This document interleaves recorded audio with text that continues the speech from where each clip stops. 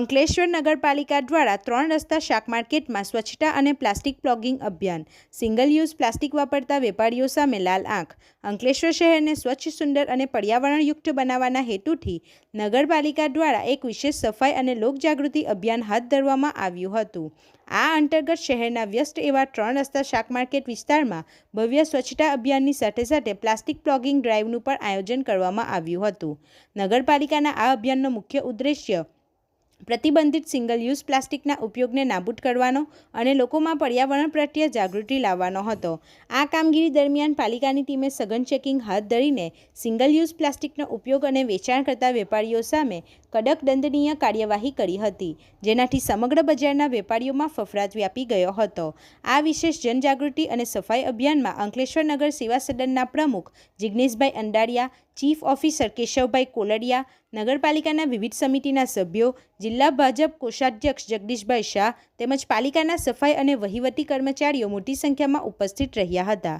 પદાધિકારીઓ અને અધિકારીઓએ પોતે માર્કેટ વિસ્તારમાં ફરીને સફાઈ કામગીરી હાથ ધરી હતી અને સ્થાનિક વેપારીઓ તેમજ ગ્રાહકોને સિંગલ યુઝ પ્લાસ્ટિકથી પર્યાવરણ અને પશુધનને થતા ગંભીર નુકસાન વિશે વિગતવાર માહિતી આપી હતી.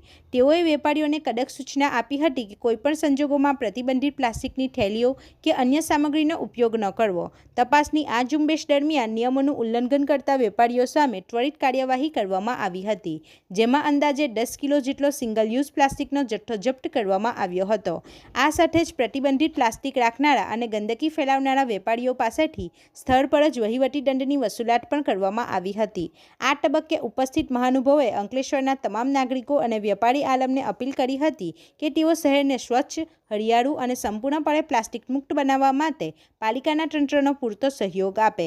નગરપાલિકા પ્રશાસને આગામી દિવસોમાં પણ સિંગલ યુઝ પ્લાસ્ટિક વિરુદ્ધ આ પ્રકારની કડક તપાસ અને જનજાગૃતિ અભિયાન સતત ચાલુ રાખવાનો અને અંકલેશ્વરને પ્લાસ્ટિક મુક્ત કરવાનો મક્કમ સંકલ્પ વ્યક્ત કર્યો છે.